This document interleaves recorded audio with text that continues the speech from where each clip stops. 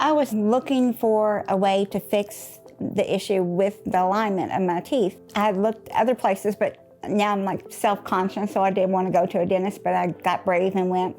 Dr. Bean was very comfortable around. I know I was embarrassed over the x-rays. I'm like, oh, please turn that off, turn it off, turn it off. But he didn't back away from it.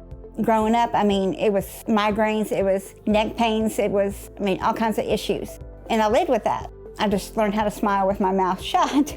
Once I came in this last time, he said, listen, this is what we got here. This is gonna fix your problem. That was amazing.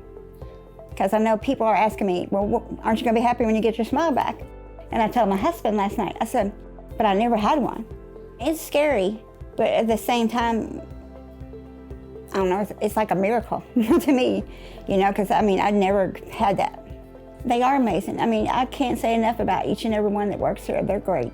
And they make you feel comfortable and they make you have hope.